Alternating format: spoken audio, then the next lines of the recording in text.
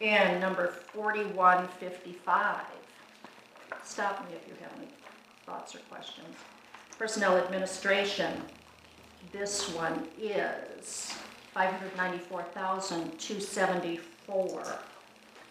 And this one passed 5-2 on 13207. Yes, Max? This is total compensation for all the employees, is that correct? Yes. Health, dental, social security, retirement, unemployment, separation, longevity. How do we know? Salaries. What's that? It's not salaries. It's not salaries, It's not salaries. it's other compensation, Benefits. benefits. How do we know this number is not made up, since the selectmen are refusing to disclose how much is spent on each employee? Well, There's, not saying that you are making it up, but there's no way for us to know that it's not made up, because there's no, the expenses are not itemized. well, actually they are, Max. It's just that we don't attach a name to it. We attach. Right, position and to therefore it. we have no way of knowing whether it's an accurate number or not. Not accusing the selectmen of making up numbers, I'm saying that because they are not disclosing what we spend on each employee, we have no way of evaluating whether these numbers are correct or not. I don't think we know how to answer that for you. Yeah, exactly. I don't know what you're looking for, since we're not allowed to give out information on health and dental insurance for employees. We did give out a chart last week to the budget committee that listed the health and dental amounts, but you're not going to get it by employee. So I don't know how to answer that. You're going to have to trust us. And just, Contacts with the various providers. right. And let me just reiterate on that. This came, and again, I'll tell the story, from an email that I sent to the attorney with the Municipal Association out of a concern that this documentation was left laying on the general store.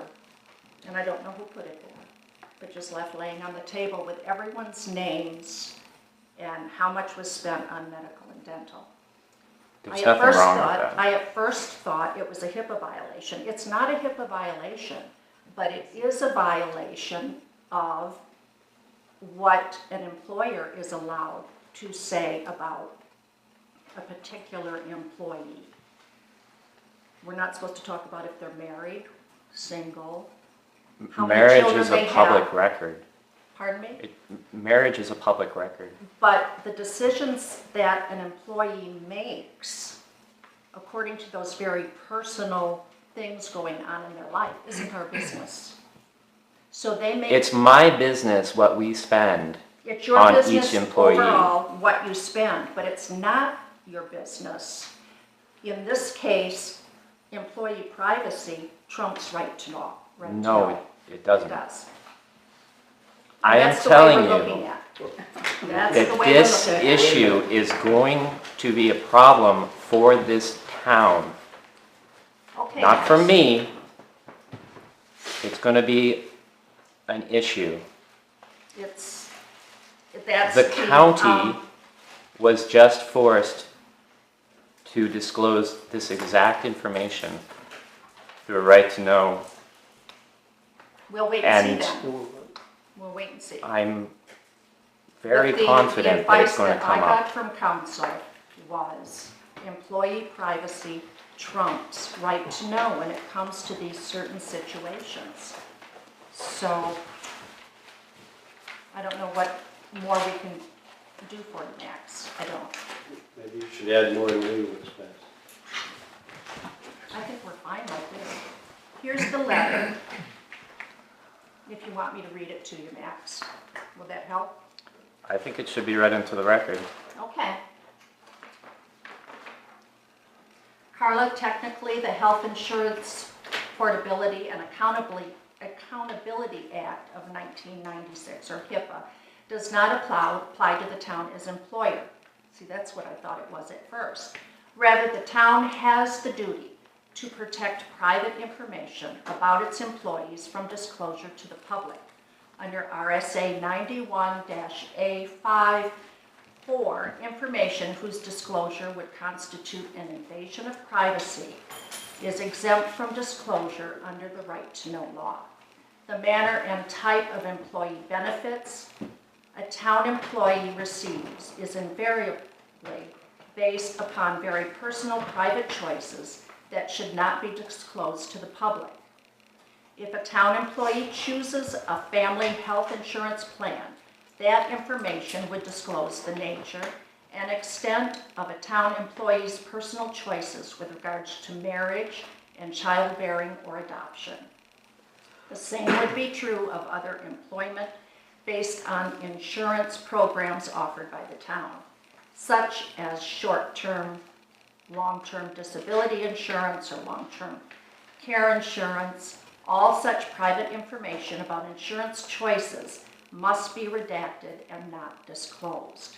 As indicated in the New Hampshire Attorney General's memorandum on the right to know law, the following information about a public employee is clearly exempt from disclosure: date of birth, place of birth, social security number, New Hampshire driver's license or driver ID number, medical records, information on medical condition, psychiatric records and information, educational records, home address, home telephone number, personal cell phone number, other unlisted telephone numbers, marital status, and religious preference.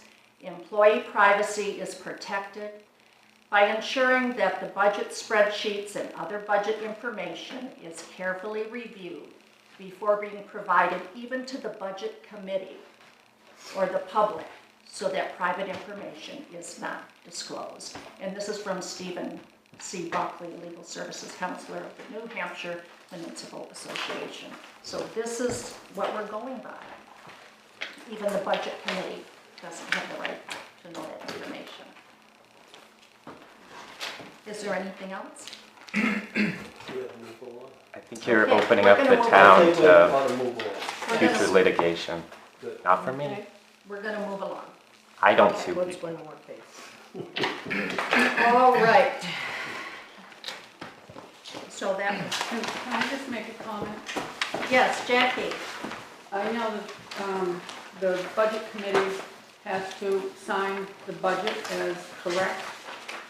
And I realize that there's two people that voted against the budget overall, but I think it's their duty to sign the budget as correct, not whether they agree or not agree. Yeah, it's Yes. about the numbers. Well, let me comment on that, because the thing that I'm supposed to attest to is, talks about being accurate to the best of my knowledge. And the point that Max raised with respect to almost $600,000 that's in the budget, which I can't tie down, causes me to have a problem with that. And I can't sign off on attesting to the fact that it's accurate.